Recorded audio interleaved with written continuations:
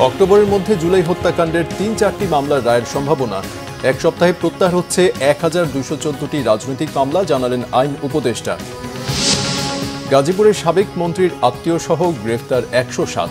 জামিন পাবে না ফ্যাসিবাদের দোসররা, সচিবালয়ের ডেভিলদের চিহ্নিত করার তাগিদ মির্জা আব্বাসের। ২ ধাপ নেমে শীর্ষ দুর্নীতিগ্রস্ত দেশের তালিকায় ১৪ নম্বরে বাংলাদেশ। অন্তর্বর্তী সরকারের কিছু পদক্ষেপ দৃশ্যমান হলেও বিশ্লেষণের সময় আসেনি, বললেন ডক্টর ইফতেখার। ব্যাংককে ৪ এপ্রিল বিমস্টেক সম্মেলনে মোদির সঙ্গে দেখা হবে ডক্টর মোহাম্মদ ইউনূসের। দুই নেতার দ্বিপাক্ষিক বৈঠকের সম্ভাবনা।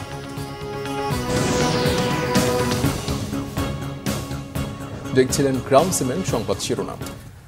আইন উপদেষ্টা অধ্যাপক ডক্টর আসিফ নজরুল বলেছেন, চলতি বছরের অক্টোবরের মধ্যে জুলাই হত্যাকাণ্ডের ৩ থেকে ৪টি মামলায় রায় হতে পারে। ভুয়া এবং রাজনৈতিক হয়রানিমূলক গায়েবী মামলার ব্যাপারে উপদেষ্টা বলেন, সারা দেশে ১৬,০০০ গায়েবী মামলার তালিকা করা হয়েছে। আগামী এক সপ্তাহের মধ্যে ১,২১৪টি মামলা প্রত্যাহার করা হবে। মুহিবুল্লাহ মুহিবের রিপোর্টে বিস্তারিত। জুলাই হত্যাকাণ্ডের বিচার প্রক্রিয়ার অগ্রগতি, গায়েবী মামলা প্রত্যাহার নিয়ে সচিবালয়ে সাংবাদিকদের ব্রিফ করেন আইন উপদেষ্টা অধ্যাপক ডক্টর আসিফ নজরুল। এ সময় তিনি বলেন, জুলাই হত্যাকাণ্ড নিয়ে ৩০০টির বেশি অভিযোগ দায়ের হয়েছে। ঈদের পরে এপ্রিল মাস থেকে সাক্ষ্য গ্রহণ প্রক্রিয়া শুরু হবে বলেও জানান তিনি। একটা হচ্ছে ৩০০টির উপর অভিযোগ দায়ের করা হয়েছে। আমাদের এখানে প্রসিকিউশন অফিস যাচাই বাছাই করে ১৬টি মামলা দায়ের করেছে। ৪টি মামলার তদন্ত কাজ এ মাসে সম্পন্ন হচ্ছে। এরপর চার্জশিট গঠন করার মাধ্যমে আনুষ্ঠানিকভাবে বিচার কাজ শুরু হবে। আনুষ্ঠানিকভাবে বিচার কাজ শুরু হওয়ার সময় প্রথমে ৩ সপ্তাহ সময় ডিফেন্স লয়ারদের দিতে হয় ওনাদের প্রিপেয়ার্ড হওয়ার জন্য। এরপর আনুষ্ঠানিকভাবে সাক্ষ্য গ্রহণ প্রক্রিয়া সাক্ষ্য গ্রহণ প্রক্রিয়া শুরু হবে ঈদের পরপর এপ্রিল মাস থেকে। এই আদালতে অব্যাহতভাবে শুনানি হয় বলে এসব মামলার রায় পরবর্তী ৪ থেকে ৬ মাসের মধ্যে এপ্রিল থেকে শুরু করে পরবর্তী ৪ থেকে ৬ মাসের মধ্যে প্রদান করা যাবে বলে আমরা আশা করি। অর্থাৎ এই হিসাবে অক্টোবরের মধ্যে আমরা ৩-৪টা মামলার রায় পেতে যাচ্ছি বলে আশা করি। আসিফ নজরুল বলেন, সারা দেশে ১৬,০০০ গায়েবী মামলা চিহ্নিত করেছে সরকার। দ্রুত সময়ের মধ্যে সেসব মামলা প্রত্যাহার করার কথাও জানান তিনি। গায়েবী মামলা প্রত্যাহারের ব্যাপারে আপনাদেরকে একটা অ্যাম্বিশাস টাইমলাইন বলেছিলাম, কিন্তু এটা প্রত্যাহার করতে গিয়ে দেখলাম আমরা প্রচণ্ড কষ্ট হচ্ছে। কারণ আমাদের প্রথম কথা বলে রাখি, আমাদের যে পাবলিক প্রসিকিউটর নিয়োগ প্রক্রিয়া এটাই সম্পন্ন হয়েছে 2 মাস আগে। তো আমরা কাজ শুরু করেছি 2 মাস আগে। 2 মাস আগে নিয়োগ সম্পন্ন হয়েছে, ধরেন আমরা 1.5 মাস আগে কাজ শুরু করেছি। এত অল্প সময়ের মধ্যে হাজার হাজার মামলা হয়েছে, কারো কারো মতে লাখের উপর মামলা হয়েছে। এগুলি মামলা আইডেন্টিফাই করা খুবই কষ্টকর। তারপরও আমরা এর মধ্যে সারা দেশ থেকে প্রত্যাহারের জন্য ১৬,৪২৯টি মামলার তালিকা করা হয়েছে। প্রতিটা কেস রেকর্ড দেখে কনফার্ম হতে হচ্ছে। তো এই প্রক্রিয়ায় ১,২১৪টি মামলা আগামী এক সপ্তাহের মধ্যে প্রত্যাহার করা হবে। আওয়ামী লীগ শাসনামলে সারা দেশে সাইবার সিকিউরিটি আইনে ৩৯৬টি মামলা হয়েছে। এর মধ্যে ৩৩২টি প্রত্যাহার হয়েছে, বাকিগুলো বাতিলের জন্য প্রক্রিয়াধীন বলেও জানান আইন উপদেষ্টা। Muhibullah Muhib, Bangla vision, Dhaka. Operation devil হান্টে গাজীপুরে আরও ১০৭ জনকে আটক করা হয়েছে। মঙ্গলবার সারা দেশে আটক করা হয়েছে মোট ৬০৭ জনকে। সাবেক মুক্তিযুদ্ধ বিষয়ক মন্ত্রী আকমা মোজাম্মেল হকের বাড়িতে বৈষম্য বিরোধী ছাত্র জনতার উপর হামলা ও মারধরের ঘটনায় দায়ের করা মামলায় গ্রেফতার করা হয়েছে ১০৭ জনকে। গ্রেফতারকৃতদের মধ্যে মোজাম্মেল হকের আত্মীয় স্বজনও রয়েছেন।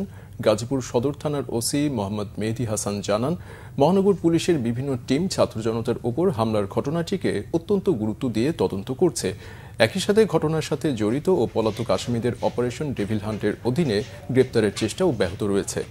এদিকে এ অভিযানে নরসিংদীতে ১৮ জন, ফেনীতে ১২ জন, মোংলায় পৌরসভার সাবেক প্যানেল মেয়র সাদ্দাম সফি সহ ৪ জন, খাগড়াছড়িতে ৬ জন ও সিলেটে ৫ জনকে আটক করা হয়েছে।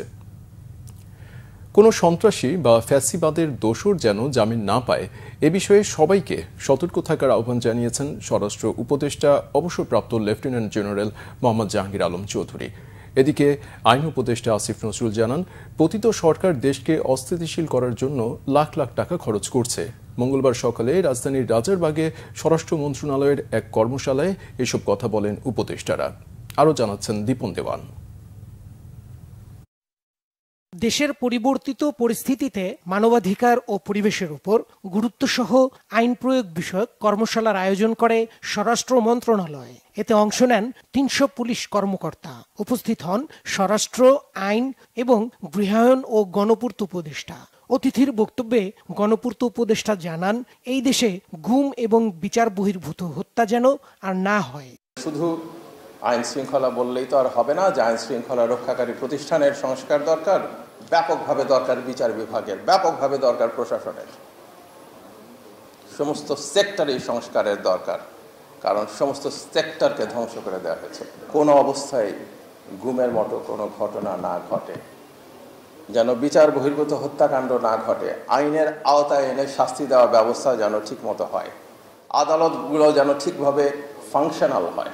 অনুষ্ঠানে আইন উপদেষ্টা জানান, প্রতিটি হত্যা ও গুমের বিচার হবে সেই বার্তা দিতে হবে। পুলিশ ও বিচার বিভাগ সঠিকভাবে কাজ করলে মবতন্ত্র অবসান হবে। পতিত ফ্যাসিস্ট যে স্বৈরাচার আছে, তাদের যে বিভিন্ন বাহিনী বাংলাদেশের বিভিন্ন জায়গায় লুকিয়ে রয়েছে, তাদের যে লক্ষ কোটি টাকা দেশকে অস্থিতিশীল করার জন্য দেশে এবং বিদেশে নিয়োজিত রয়েছে, তাদের যে রক্ত পিপাসু নেত্রী, তার কণ্ঠ যে এখনো সারাক্ষণ আমাদেরকে তাড়িয়ে বেড়াচ্ছে এবং আমাদের বিভিন্ন হোস্টাইল আন্তর্জাতিক মহল রয়েছে, এরকম একটা পরিস্থিতিতে আমরা কাজ করছি। আপনারা হুটহাট করে জামিন দিবেন না। জামিন পাওয়ার পরে একজন মানুষ দেশের আইন শৃঙ্খলা পরিস্থিতির জন্য যদি ভয়াবহ হয়ে ওঠেন, যদি পালিয়ে যাওয়ার চেষ্টা করেন, যদি একই অপরাধ আবার করার চেষ্টা করেন, তাহলে সেটা জামিন দেওয়ার ক্ষেত্রে আপনাদের বিচার্য বিষয় হওয়ার কথা। আপনারা আমার চেয়ে ভালো জানেন। আবার যিনি জামিনের যোগ্য, গত আমলের মতো তাকে জামিন থেকেও বঞ্চিত করেন না। বিচার বিভাগ ও আইন শৃঙ্খলা বাহিনীর সমন্বয়ে দেশ থেকে সন্ত্রাসীদের মূল উৎপাটন করা সম্ভব বলে আশাবাদী স্বরাষ্ট্র উপদেষ্টা। আমরা কোনো অপরাধীকে রাস্তায়, বাজারে, মাঠে, ময়দানে, রাজপথে দেখতে চাই না। প্রত্যেক অপরাধীকে আইনের আওতায় আনতে হবে, তাদের বিচার নিশ্চিত করতে হবে। দুষ্কৃতিকারী, উস্কানিদাতা, জনগণের ভয়ভীতি প্রদর্শনকারী, দুর্নীতিবাজ গ্রেপ্তার করে আদালতে যাবে, আর তথ্যের সীমাবদ্ধতা কিংবা এজেন্সির ব্যর্থতার কারণে জামিন হয়ে পুনরায় অপরাধে জড়িত পড়বে, এটা কোনোভাবেই কাম্য নয়। ন্যায় বিচার নিশ্চিতে মামলার দীর্ঘসূত্রিতা কমানোরও তাগিদ দেন তিনি। দীপন দেওয়ান, বাংলা ভিশন, ঢাকা। বিএনপির স্থায়ী কমিটির সদস্য মির্জা আব্বাস বলেছেন, সরকারের ভেতরেও শয়তান আছে, সচিবালয়ের ভেতরে আছে। তাই আওয়ামী লীগের দোসর এসব শয়তানকে চিহ্নিত করে ধরতে না পারলে এই সরকারের জন্য ভালো ফল হবে না। রাষ্ট্র সংস্কারে ৩১ দফা রূপরেখা নিয়ে কর্মশালায় বিএনপির নেতারা বলেন, আওয়ামী লীগের নামে দেশে কেউ রাজনীতি করতে পারবে না। মিরাজ হোসেন গাজীর রিপোর্ট। রাষ্ট্র কাঠামো সংস্কারে বিএনপির ভারপ্রাপ্ত চেয়ারম্যান তারেক রহমান ঘোষিত ৩১ দফা রূপরেখার কর্মশালা। রাজনীতির গুণগত পরিবর্তনের ধারণা ও দিকনির্দেশনা তুলে ধরতে রাজধানীর কমলাপুর স্টেডিয়ামে মুগদা থানা বিএনপির এই আয়োজন। কর্মশালায় জাতীয়তাবাদী মহিলা দলের সভাপতি আফরোজা আব্বাস ৩১ দফা উপস্থাপন করেন। এই ৩১ দফা যেন আমরা ঘরে ঘরে পৌঁছে দিতে পারি। এটার মধ্যে নারী স্বাধীনতা আছে, কৃষক শ্রমিকের ন্যায্য মূল্যের কথা আছে, এটার মধ্যে ক্ষমতার ভারসাম্যের কথা আছে। সুতরাং আমরা যেন এগুলো পৌঁছে দিতে পারি জনগণের দোরগোড়ায়। ৩১ দফায় কি আছে, আর এই রূপরেখা বাস্তবায়ন হলে সাধারণ মানুষের কি সুবিধা হবে, কর্মশালায় তা তুলে ধরেন বিএনপি নেতারা। তারা বলেন, গণহত্যাকারী আওয়ামী লীগকে দেশের মানুষ কোনোদিন রাজনীতি করতে দেবে না। আইনের শাসন যদি প্রতিষ্ঠা করতে হয় বাংলাদেশে, তাহলে যাদেরকে আমরা ফ্যাসিবাদী বলছি, যেই দল ফ্যাসিবাদ কায়েম করেছে, তাদের বাংলাদেশের গণতান্ত্রিক রাজনীতি কাঠামোতে রাজনীতি করার অধিকার রয়েছে কিনা সেই প্রশ্ন আমাদেরকে অবশ্যই তুলতে হবে। আপনারা শুনেছেন যে আমাদের স্থায়ী কমিটির সদস্য জনাব সালাউদ্দিন আহমেদ, তিনি ইতিমধ্যেই বলেছেন যে আওয়ামী লীগ নামে রাজনীতি করার অধিকার থাকবে না কোনো দলের আগামীতে। সেটিকে আমাদেরকে আরো জোরালোভাবে প্রতিষ্ঠা করতে হবে। কিছু কিছু দল মুখে ধর্মের কথা বলে, এই 16 বছরে তারা কোথায় ছিল? তারা আন্দোলন সংগ্রাম করেনি, তারা তাদের সাথে সরকারের সাথে আপোষ করেছিল। তাদের কত নেতাকর্মী গ্রেপ্তার হয়েছে, আমাদের লক্ষ লক্ষ নেতাকর্মী জেলখানায় গিয়েছেন। কর্মশালায় প্রধান অতিথি বিএনপি স্থায়ী কমিটির সদস্য মির্জা আব্বাস বলেন, ৩১ দফা বাস্তবায়ন করতে হলে বিএনপিকে ভোটের মাধ্যমে নির্বাচিত হয়ে রাষ্ট্র পরিচালনার দায়িত্বে আসতে হবে। এজন্য নেতাকর্মীদের ৩১ দফা নিয়ে জনসংযোগের আহ্বান জানান মির্জা আব্বাস। তিনি বলেন, দেশ অস্থিতিশীল করতে নানা দিক থেকে ষড়যন্ত্র চলছে। শয়তান স্বীকার করতে গিয়ে যেন আবার ভালো লোক স্বীকার না হয়ে যায়, এটা দয়া করে খেয়াল রাখবেন। শয়তান স্বীকার করার জন্য বনে জঙ্গলে ঘোরার দরকার কি ভাই? শয়তান তো আপনার আশেপাশেই আছে, এই সরকারের সঙ্গে আছে, সামনে আছে, পিছনে আছে, সচিবালয়ে আছে, ওদের আগে ধরেন। আমি 5 জন লোকের নাম বলতে পারি, কিন্তু আমি আমার অবস্থান থেকে আমি নামটা বলছি না। আমাকে গোপনে বললে আমি বলে দেবো আপনাদের, কিন্তু মাইকে আমি বলবো না। এই 5 জন লোকের মধ্যে 4 জন সচিবালয়ের ভিতরে অবস্থান করছে, 1 জন সচিবালয়ের বাইরে অবস্থান করছে। বিএনপি নির্বাচন চাইলে অনেকে সমালোচনা করেন, তাই নির্বাচন আসলে এই সমালোচকদের ভূমিকা কি হয় দেশবাসী তা দেখার অপেক্ষায় আছেন বলে মন্তব্য করেন বিএনপি স্থায়ী কমিটির সদস্য মির্জা আব্বাস। আমরা আন্দোলন করেছি গণতন্ত্রের জন্য। মিরাজ হোসেন গাজী, বাংলা ভিশন, ঢাকা। ডিসেম্বরকে টার্গেট করেই জাতীয় নির্বাচনের প্রস্তুতি নিচ্ছে নির্বাচন কমিশন। ইসি জানিয়েছে, এ পর্যন্ত জাতীয় নির্বাচন নিয়ে কোনো চ্যালেঞ্জ নেই। মঙ্গলবার ইউএনডিপির প্রতিনিধি সহ উন্নয়ন সহযোগী দেশগুলোর রাষ্ট্রদূতদের সাথে বৈঠক শেষে জানিয়েছে নির্বাচন কমিশন। তবে সরকার চাইলে সীমিত সংখ্যক স্থানীয় নির্বাচন দিতে পারে বলে জানিয়েছেন নির্বাচন কমিশনার আবুল ফজল মোহাম্মদ সানাউল্লাহ। শুভ মাহফুজের রিপোর্ট। আগে জাতীয় নির্বাচন নাকি স্থানীয় সরকার নির্বাচন, এই নিয়ে চলছে রাজনৈতিক মহলে নানা আলোচনা সমালোচনা। তবে নির্বাচন কমিশন বরাবরই বলে আসছে, নির্বাচনের জন্য প্রস্তুত তারা। ত্রয়োদশ জাতীয় নির্বাচন সামনে রেখে ইউএনডিপি সহ 18টি উন্নয়ন সহযোগী দেশের প্রতিনিধিদের সঙ্গে বৈঠক করে নির্বাচন কমিশন। মঙ্গলবার রাজধানীর আগারগাঁওয়ে নির্বাচন ভবনে বৈঠকে প্রধান নির্বাচন কমিশনার AMM নাসির উদ্দিনের নেতৃত্বাধীন কমিশন তাদের প্রস্তুতির অগ্রগতি তুলে ধরেন। প্রায় 2 ঘন্টার বৈঠক শেষে গণমাধ্যমের সাথে কথা বলেন উভয় পক্ষের প্রতিনিধিরা। নির্বাচন কমিশনার আবুল ফজল মোহাম্মদ সানাউল্লাহ জানান, জুনের মধ্যে চূড়ান্ত হবে ভোটার তালিকা হালনাগাদের কাজ। মাননীয় প্রধান উপদেষ্টা তার 16 ডিসেম্বরের বক্তব্যে বলেছিলেন যে যদি অল্প পরিমাণে সংস্কার সহ নির্বাচন করতে হয়, সেখানেই যদি রাজনৈতিক মতৈক্য গিয়ে দাঁড়ায়, তাহলে পরে এই বছরের শেষ নাগাদ, আর যদি আরেকটু সংস্কার করার সুযোগ দেওয়া হয়, তাহলে 2026 সালের জুন নাগাদ ইলেকশন করা সম্ভব। এবং আমরা বলেছিলাম যে আমাদেরকে আর্লিয়েস্ট ডেটটা ধরে নিয়েই প্রস্তুতি নিতে হচ্ছে। আমাদের অবস্থান এখনো অপরিবর্তিত। আমরা ডিসেম্বরকে ধরে নিয়েই আমাদের প্রস্তুতি গ্রহণ করছি। জাতীয় নির্বাচনের আগে স্থানীয় নির্বাচন আয়োজন করতে পক্ষে বিপক্ষে মত রয়েছে অনেকের। এই বিষয়েও কথা বলেন এই নির্বাচন কমিশনার। প্রশ্ন এসেছিল যে এই 2টা ইলেকশন কন্ডাক্ট করার ব্যাপারে একসাথে করা যায় কিনা, টাইম কীরকম লাগতে পারে, এ বিষয়ে আলোচনা হয়েছে। এবং আমাদের পক্ষ থেকে যেটা বলা হয়েছে যে আমাদের বাস্তবতায় 2টো নির্বাচন একসাথে করা সম্ভব নয়। এবং অতীতের অভিজ্ঞতায় দেখা গেছে সকল স্থানীয় সরকার নির্বাচন ফেজে করতে গেলে পারে প্রায় 1 বছর সময় লেগে যায়। তো এমত অবস্থায় যদি স্থানীয় সরকার নির্বাচন পুরোপুরিভাবে এভাবে করতে হয়, তাহলে জাতীয় নির্বাচনের টাইমটা পিছিয়ে যাবে। এ সময় ইউএনডিপির আবাসিক প্রতিনিধি স্টিফেন লিলার জানান, অন্তর্বর্তী সরকারের কাছে একটি অবাধ, সুষ্ঠু ও নিরপেক্ষ নির্বাচন দেখতে চান তারা। একই সাথে বাংলাদেশের ইতিহাসের সেরা নির্বাচন আয়োজনে সহযোগিতার প্রতিশ্রুতির কথাও জানান তিনি। We are supporting the election commission to conduct free, fair elections, the best elections hopefully in the history of Bangladesh. Shuvo Mahfuz, Bangla vision, Dhaka. বিশ্ব দুর্নীতির ধারণা সূচকে 2 ধাপ অবনতি হয়ে 151তম অবস্থানে রয়েছে বাংলাদেশ। নিচের দিক থেকে এ অবস্থান 14তম। বাংলাদেশের দুর্নীতির সূচক স্কোর মাত্র 23। আওয়ামী লীগের কর্তৃত্ববাদী শাসনের কারণেই এমন অবনতি বলে মনে করে ট্রান্সপারেন্সি ইন্টারন্যাশনাল বাংলাদেশ TIB। সংস্থাটির নির্বাহী পরিচালক ডক্টর ইফতেখারুজ্জামান বলেন, অন্তর্বর্তী সরকারের সময় কিছু পদক্ষেপ দৃশ্যমান হলেও সেটি বিশ্লেষণের সময়ে আসেনি। রিপোর্ট রিশান নাসরুল্লাহর। বিশ্বজুড়ে 2021 সালের নভেম্বর থেকে 2024 সালের সেপ্টেম্বর পর্যন্ত দুর্নীতির জরিপ পরিচালনা করে ট্রান্সপারেন্সি ইন্টারন্যাশনাল। মঙ্গলবারের জরিপের চিত্র তুলে ধরতে সংবাদ সম্মেলনের আয়োজন করে TIB। প্রতিবেদন বিশ্লেষণ করে TIBর নির্বাহী পরিচালক ডক্টর ইফতেখারুজ্জামান বলেন, সূচকে বাংলাদেশের অবস্থান নেতিবাচক। দুর্নীতি নিয়ন্ত্রণে বাংলাদেশের স্কোর মাত্র 23। দক্ষিণ এশিয়ায় বাংলাদেশের পরে আছে শুধু আফগানিস্তান। ভারত ও মালদ্বীপের অবস্থান 96 আর পাকিস্তান আছে 135 নম্বরে। বাংলাদেশের স্কোর হচ্ছে 100-র মধ্যে 23, যেটা গতবারের তুলনায় 2023-এর তুলনায় 1 পয়েন্ট কম, এবং এটা গতবারের তুলনায় 2 স্টেপ নিচে নেমে গেছি আমরা।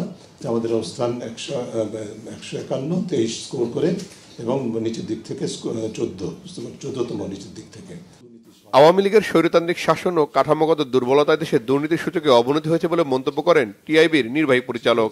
আমাদের যে পিরিয়ড, যে সময়ের ডেটা বা তথ্যের উপর নির্ভর করে এবারের সূচকটি, সেই সময়টা ছিল বাংলাদেশে কর্তৃত্ববাদ বিকাশের, যে কর্তৃত্ববাদের বিকাশের অন্যতম উপাদান ছিল চৌর্যবৃত্ত ভিত্তিক রাজত্ব যেটা ছিল, তার উপর ভিত্তি করে যে স্বৈরতান্ত্রিক ব্যবস্থা, তার একটা চূড়ান্ত রূপ ধারণ করেছিল যে মেয়াদটি, এটা অর্থাৎ নভেম্বর 2021 থেকে সেপ্টেম্বর 2024 এই মেয়াদটি। এবং এই মেয়াদের তথ্যের উপর ভিত্তি করে যেহেতু সূচক, সেই কারণে আমাদের পারফরমেন্স এত বেশি নেতিবাচক বা উদ্বেগজনক হয়েছে। আমাদের এই সময় যেটা আমরা দেখেছি, পাবলিক সেক্টর করাপশন অর্থাৎ সরকারি খাতে দুর্নীতি নিয়ন্ত্রণের কোনো কার্যকর, বিশেষ করে হাই লেভেল করাপশনের দুর্নীতি নিয়ন্ত্রণের কোনো কার্যকর পদক্ষেপ আমরা দেখতে পারি নেই। বিশেষ করে যেটা দেখা গেছে পাবলিক সেক্টরে, বিশেষ পাবলিক কন্ট্রাক্টিং ক্রয় খাত এবং প্রকল্প বাস্তবায়ন, এই ধরনের খাতগুলিতে অবারিত দুর্নীতি, জবাবদিহীনভাবে ক্ষমতার ব্যবহার আমরা সেটা দেখতে পেয়েছি, এবং সেটার প্রতিফলন এই সূচকে ঘটেছে। দেশের দুর্নীতি নিয়ন্ত্রণে অন্তর্বর্তী সরকারের পদক্ষেপ দৃশ্যমান কিনা এমন প্রশ্নের জবাব দেন ইফতেখারুজ্জামান।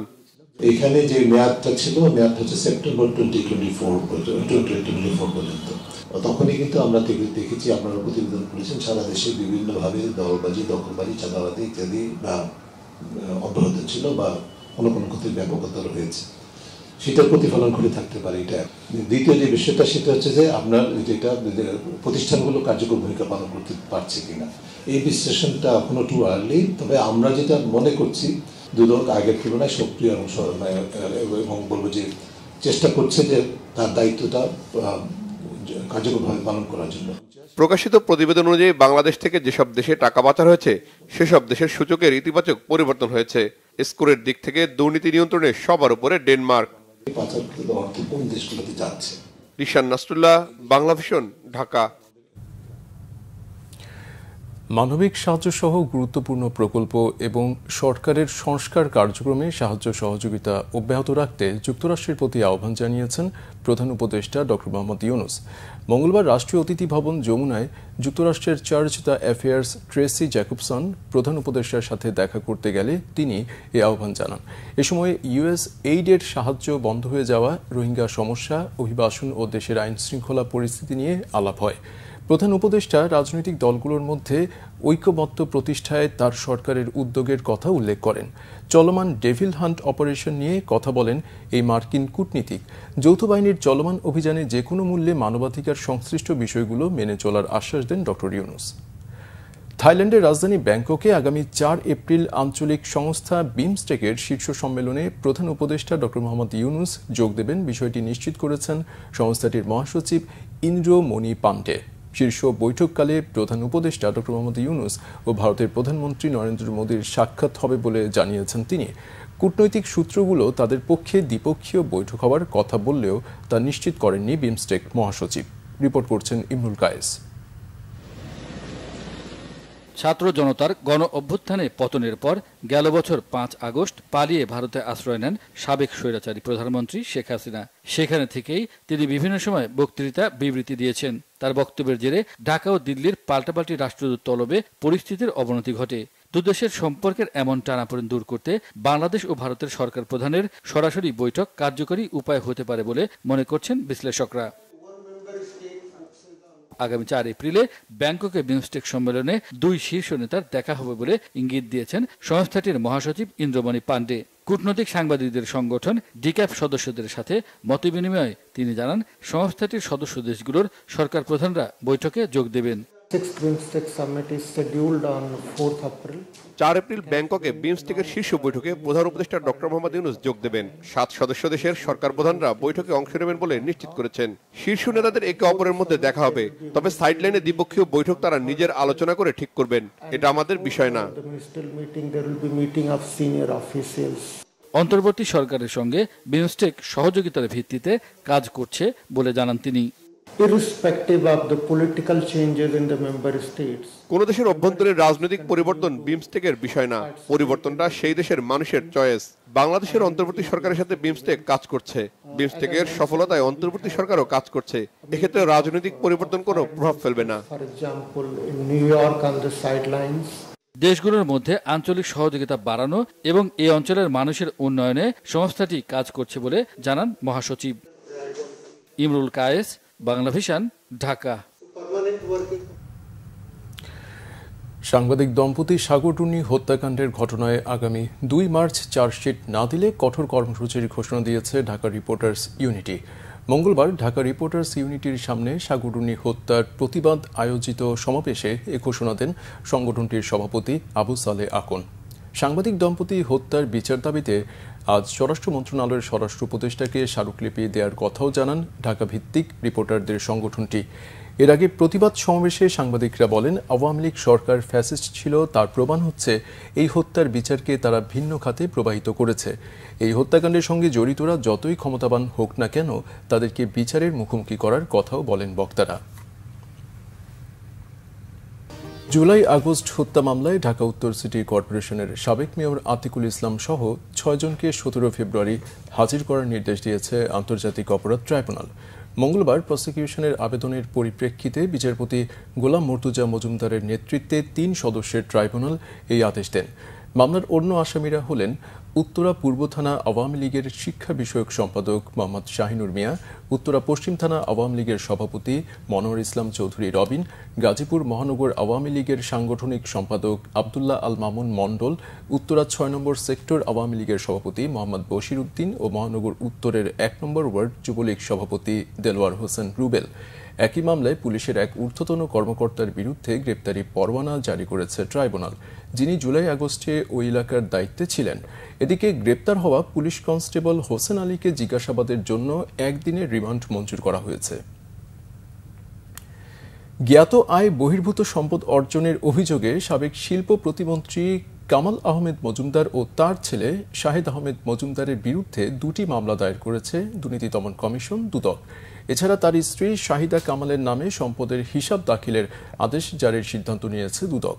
সংস্থাটির মহাপরিচালক মোহাম্মদ আক্তার হোসেন মঙ্গলবার এক প্রেস ব্রিফিংয়ে জানান, প্রতিমন্ত্রী কামাল আহমেদ মজুমদার ক্ষমতার অপব্যবহার করে অসাধু উপায়ে অর্জিত জ্ঞাত আয়ের সাথে সঙ্গতিহীন 12,95,58,590 টাকার সম্পদের মালিকানা অর্জন করে ভোগ দখলে রেখেছেন।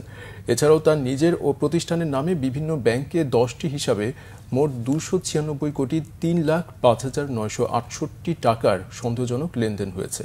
এছাড়া বাবার ক্ষমতার অপব্যবহার করে অবৈধভাবে সম্পদ অর্জনের অভিযোগে তার ছেলে শাহেদ আহমেদ মজুমদারের বিরুদ্ধেও মামলা হয়েছে।